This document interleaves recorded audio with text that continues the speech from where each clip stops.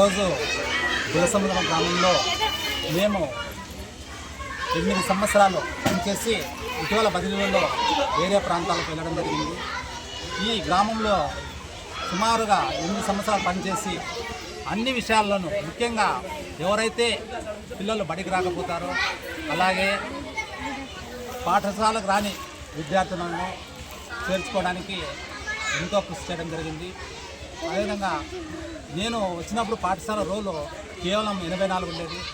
కానీ గత 5 సంవత్సరాల నుంచి 120కి తగ్గకుండా పిల్లల్ని పెంచడంలో అందరూ సహకరించడం జరిగింది. గ్రామస్తులు కూడా అన్ని విషయాల్లోన అన్ని కార్యక్రమాల్లోన పాల్గొని ఈ పాఠశాల అభివృద్ధికి నాడు నేడులో కానీ ఇంకా జరిగినటువంటి అన్ని కార్యక్రమాలన్న చురుకుగా పాల్గొని మన పాఠశాల అభివృద్ధికి ఎంతో కృషి చేయడం జరిగింది. ఇక్కడ నా దగ్గర పనిచేసినటువంటి ఉపాధ్యాయులు కూడా అన్ని రకాలుగా సహకరించి అసలు ఒక అన్నలా చూసి నన్ను అన్ని విషయాల్లో నాకు సహకరించడం జరిగింది.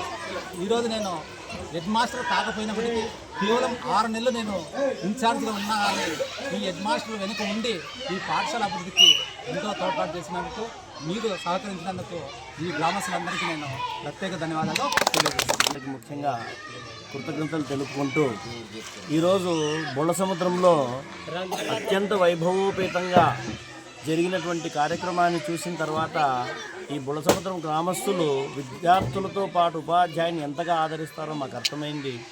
కాబట్టి ఇంతటి గొప్ప మనసు కలిగినటువంటి ప్రజలు ఉన్నటువంటి గ్రామానికి మేము రావడం చాలా సంతోషం. అదేవిధంగా నాడు నేడులో రాజకీయాలకు అతీతంగా గ్రామస్తులు ఈ పాఠశాలను అభివృద్ధి చేశారనడంలో ఎటువంటి సందేహం లేదు. జై హింద్. ఉన్నటువంటి అందరూ కూడా మన పాఠశాల అభివృద్ధిలో ముఖ్యంగా ప్రస్తుతం ఇప్పుడు భాస్కర్ సార్ కానీ, తర్వాత వచ్చేసి మిగిలిన నరసింహమూర్తి సార్ గారు అన్ని విషయాల్లో కూడా ఈ పాఠశాలకు సహకరించినందుకు, అదేవిధంగా నా